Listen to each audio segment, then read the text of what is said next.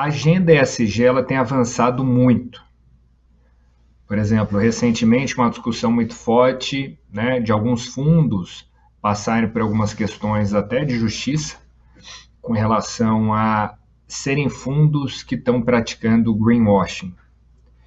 Então, o que eu acho que vem acontecendo é que, de fato, há uma volatilidade, usando linguagem do próprio mercado financeiro, com relação ao estabelecimento da sustentabilidade dentro do setor financeiro. Esse movimento, em contrapartida, ele gerou toda essa força da sustentabilidade corporativa que estamos acompanhando nos últimos 2, 3 anos. Isso é inegável. Isso fez com que a gente tenha o tema sendo debatido nas diretorias executivas e nos conselhos de administração. Então, eu entendo que a gente está num momento muito bom, momento ímpar. O Al Gore, ex-vice-presidente dos Estados Unidos, ele fala que a gente está na revolução da sustentabilidade. Segundo ele, tão estruturante quanto a revolução industrial e tão rápida quanto a revolução digital. O Larry Fink, então aí um mago do setor financeiro, por que não? CEO e fundador da BlackRock, que tem 10 trilhões de dólares sob gestão, 6 PIBs brasileiros, só para a gente ter aí como comparação, ele diz que esse momento é um movimento de placas tectônicas. Ou seja, o mercado, e aí estou pensando, né, em setores não financeiros, e também o financeiro, por que não, já perceberam que tem que implementar sustentabilidade. Tem que olhar para questões ambientais, tem que olhar para as questões sociais e tem que olhar para as questões de governança. Olha, para que isso seja cada vez mais palpável e a sociedade sinta os impactos, é claro que as empresas têm que não só colocar isso na sua agenda no marketing, na fala da liderança, mas trazer para dentro dos seus processos, das suas operações, né? Isso é uma coisa, mas, ao mesmo tempo, eu entendo que a gente tem que ter uma visão positiva e otimista com relação a isso, porque estamos muito melhores nesse sentido do que há 50 anos, há 30 anos, há 20 anos, há 5 anos, né? A gente nunca teve tão bem, tá? Isso quer dizer o quê? Que tá bom, tá dado, tá feito? Não.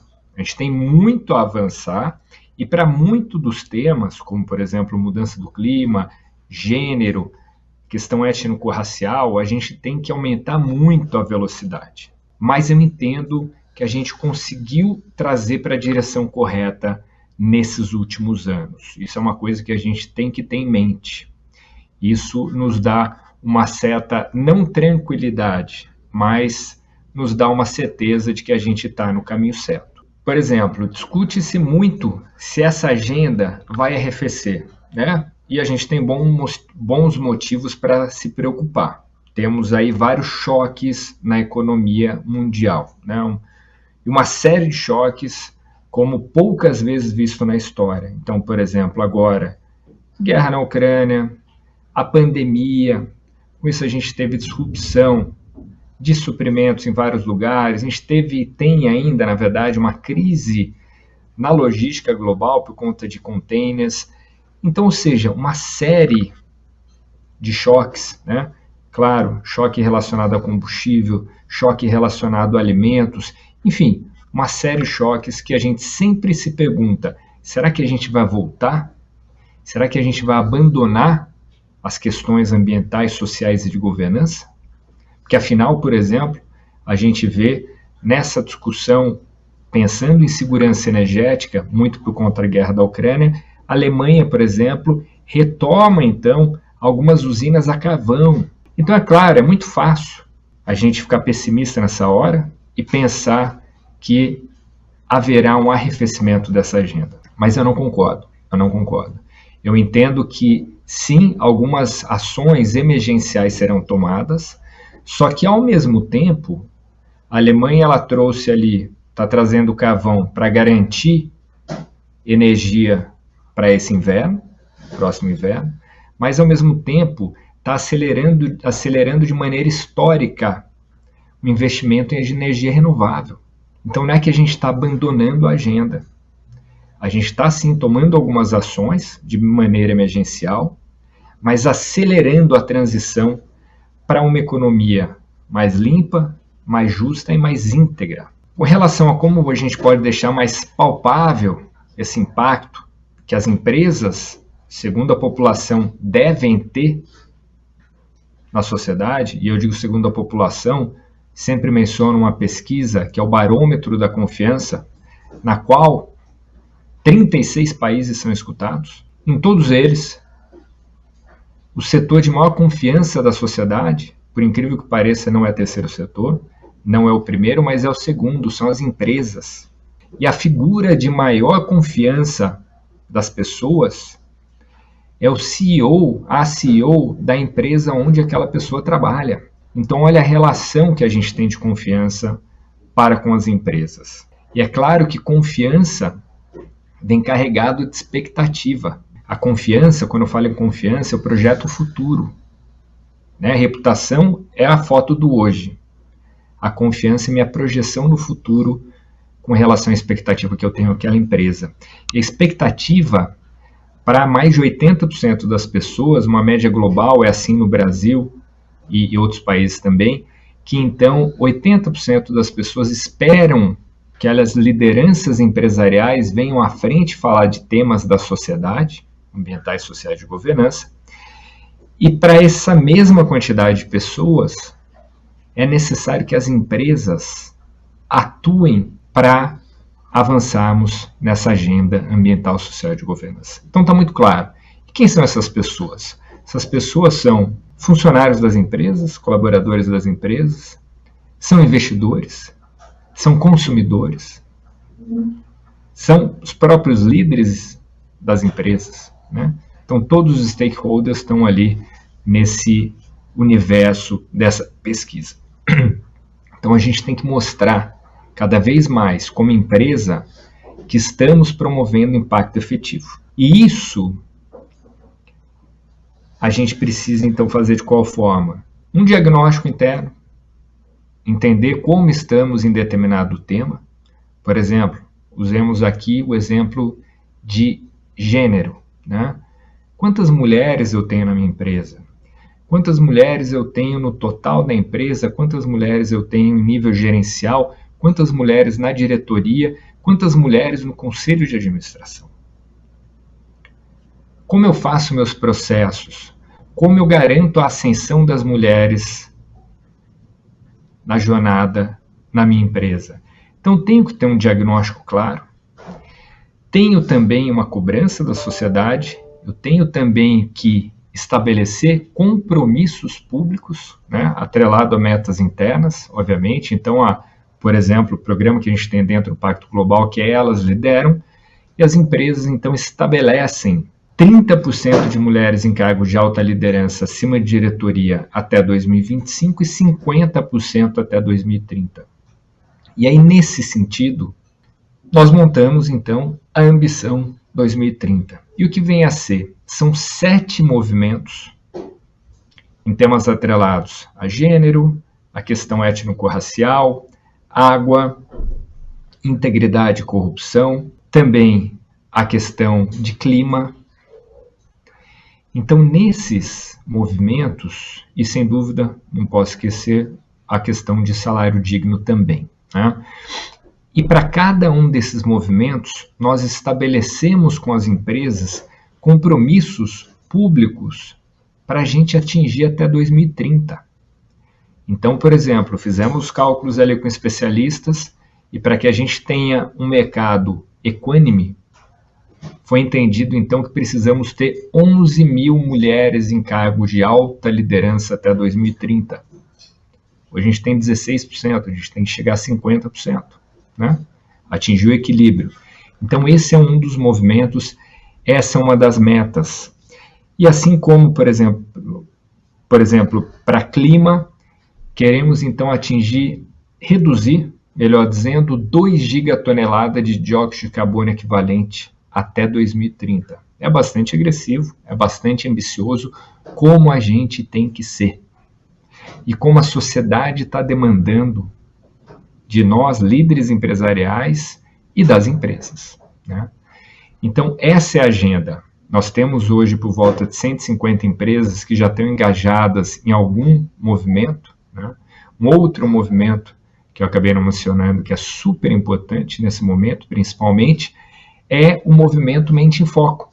A gente sabe, a OMS fala, a Organização Mundial de Saúde, o Brasil é o país mais ansioso do mundo, o segundo mais estressado e o segundo em número de burnout.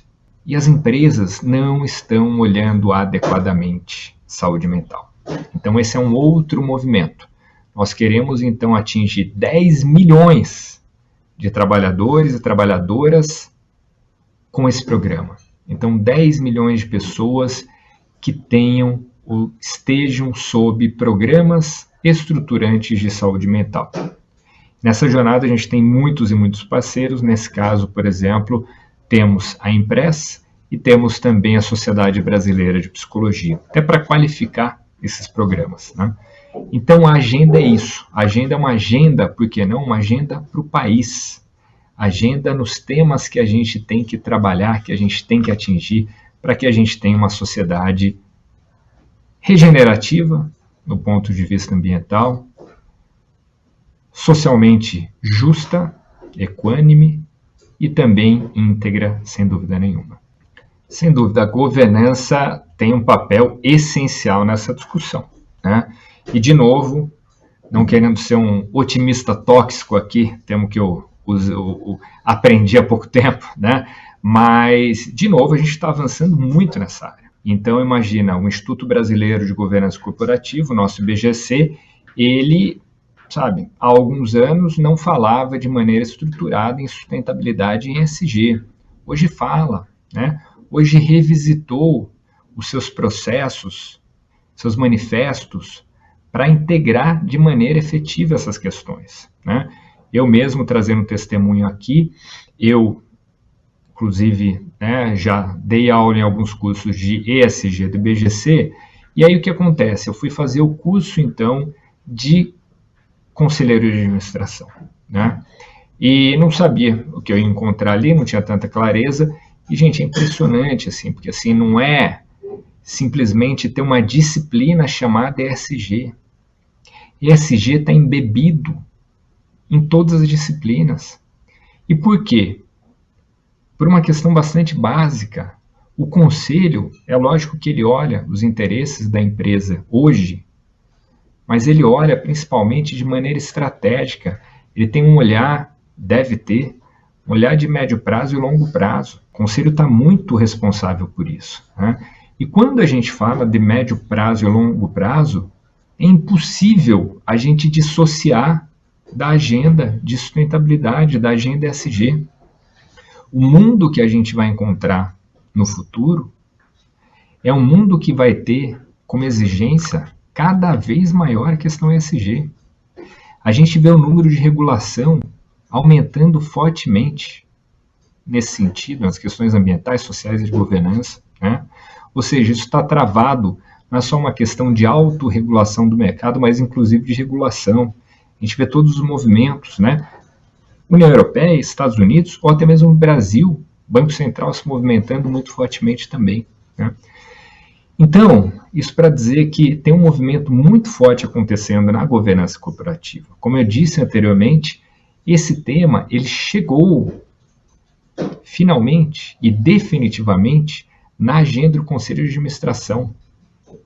O Ian Bremmer, que é o CEO da Eurasia, né, principal consultoria de conjuntura, que não política, principalmente do mundo, né, ele lançou um livro recentemente e falando de todos esses choques, né, e ele se coloca ali otimista, assim como eu sou, e traz alguns elementos. Ele traz o quê? Ele traz, olha, com relação às pessoas, e todas as instituições são formadas por pessoas, né, elas querem cada vez mais e procuram cada vez mais itens de sustentabilidade. Quando eu digo itens, né, fatores de sustentabilidade.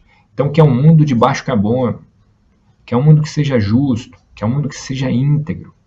Todas as pesquisas mostram a diferença entre as gerações, né? E mesmo as gerações mais antigas, hoje se preocupam bem mais com questões de sustentabilidade do que se preocupavam há 5 anos. Ou seja, para além da questão geracional, existe uma questão de espírito de época, que é muito medida e comprovada em vários estudos, né? Então, o que eu entendo, a governança, o conselho de administração da empresa tem que se educar nesse sentido, tá? Tem que entender quais são os fatores ambientais, sociais e de governança que afetam a sua empresa. Se eu sou aqui uma empresa de agronegócio, para além das questões de como é que a China está se movimentando, né? Será que a China vai atingir mesmo, se eu sou um produtor de soja, vai atingir mesmo a autossuficiência em soja em 2024 como planejado? Isso é uma preocupação muito grande, né? Agora, para além disso, qual que é o comportamento da mudança do clima nas próximas décadas aqui no Brasil? A gente sabe, por exemplo, que a cultura da cana vai ser beneficiada e a cultura da soja não. Então a gente tem que ter esse olhar. A questão de crise hídrica que entra aí, como é que vai ser, né? A questão de integridade, como que estão todos os meus mecanismos de integridade? Para além dos mecanismos, como está a cultura da integridade, né? Como que desde a CEO até quem está lá na ponta entende esse tema e pratica esse tema da integridade, né? Então são coisas que são inevitáveis. É o que eu sempre digo, né, para a liderança. Se você ainda está resistindo, ainda está na fase da negação no sentido freudiano mesmo, sai dessa fase. Busca um psicólogo, sai dessa fase. Porque é uma discussão inevitável. E os conselhos de administração, isso eu digo por conversar com conselheiros, né, eles não estão ainda super preparados para essas discussões. Tem que estar. Fato é que aí, voltando às pesquisas, né, pesquisas com barômetro de confiança, como, por exemplo, do Pew Research dos Estados Unidos, né, Pew Research dos Estados Unidos, concluem o quê? Que querem ver a liderança discutindo questões como, por exemplo, democracia, como, por exemplo, polarização política, né? E questões, de novo, que sejam de interesse da sociedade, tá? O que a gente viu ao longo dos anos, uma corrosão muito grande na confiança com relação, por exemplo, à classe política. E é claro que a gente é um animal social que precisa se apegar em alguém, em esperança, em alguma coisa nesse sentido, né? E a gente tem se apegado no setor privado, na liderança empresarial. Então a gente naturalmente quer escutar tudo dessas pessoas, né? E aí, de novo, não é achismo, mas são essas pesquisas, como, por exemplo, o Barômetro da Confiança, que eu já comentei, e várias outras que mostram isso, né? Então, o que a gente tem? A liderança empresarial precisa, sim, aprender a falar com a sociedade, tá? E é muito interessante, porque nessa pesquisa, por exemplo, diz muito claramente que querem que as empresas e líderes empresariais trabalhem essas questões, por mais que não seja alinhado ao core do business. Então, ou seja, de fato que a gente tem uma outra pesquisa da Betânia Tanuri, né, que ela traz o quadrante ali, né, 4 quadrantes de CEO, para avaliar CEOs, né? E o último quadrante ali, o quadrante superior da direita, né, era o quadrante, então, é o quadrante do CEO estadista. Hoje em dia, é duro para algumas pessoas que têm um perfil mais, que não gostam de se expor muito, né? Mas a expectativa, eu não estou falando aqui só setores que são B2B, não, B2C não, tá? Estou falando para qualquer um. As pessoas querem ver essa liderança se expondo, tá? Então esse é um ponto. Só vou trazer um exemplo aqui com relação a essa questão do assassinato do Dom e do Bruno, né? E pegar a coisa mais ampla da Amazônia, de desmatamento, tudo que a gente está vendo ali. Em 2018 ou 19, nós lançamos uma carta, nós lançamos uma carta de líderes empresariais, CEOs mais precisamente, tá? Para falar de desmatamento, para falar para o governo, né, para os governos, não só o governo federal, mas também governos subnacionais, que a liderança empresarial, as empresas, o setor privado, estão muito preocupados com o desmatamento na Amazônia. E por quê? Só porque foram iluminados, é uma benesse, etc, etc? Não, mas que sabem que a sociedade globalmente e no Brasil está cobrando, tá? Então, por exemplo, sempre trago também esse caso, né? Um CEO de uma empresa que produz e exporta maçãs, né? E esse, por acaso, exporta maçã para o Reino Unido, ele falando da dificuldade que ele está encontrando de exportar a maçã dele para o Reino Unido por conta da Amazônia. Agora, a gente que é brasileiro, a gente tem a mais absoluta clareza que a maçã dele está muito longe da Amazônia. Mas o que acontece? O consumidor no Reino Unido vai olhar maçã Brasil, já vai falar, pô, tiraram aqui meia dúzia de árvores para botar uma macieira, né? Na floresta amazônica, né? Então, assim, o consumidor lá de fora, que é o que vai drivar o comportamento do investidor e das empresas lá fora, né? Ele não necessariamente tem que ter o conhecimento detalhado de todos os países. Ele vai simplesmente passar a negar aquele produto. E a gente já está sentindo essa pressão. E por conta disso, e por conta, né, do comportamento do consumidor, investidores internacionais disseram que passariam a desinvestir em títulos do governo brasileiro e também em empresas brasileiras, né? E por conta também desse medo, por que não, os líderes empresariais entenderam que precisavam se mexer e mostrar que estavam ali preocupados com aquela situação e estavam atentos àquela situação, né? Então, acho que isso mostra que as empresas, de novo, e líderes empresariais têm que vir à frente. Essa é uma questão muito grave, né? Que a gente viu acontecendo e que a gente vê que está acontecendo cada vez mais, né? E a sociedade vai cobrar cada vez mais a liderança para que a liderança se posicione nesses momentos, né? Então, por exemplo, agora, numa eleição que está vindo, é claro que é até indesejável, por que não, uma liderança falar de apoiar A ou B. Mas é importante aquela liderança se mostrar comprometida com a democracia. É importante aquela liderança se mostrar preocupada com a questão do Estado Democrático de Direito, né? Então, isso é importante e nisso as empresas e pessoas serão cobradas sem dúvida nenhuma.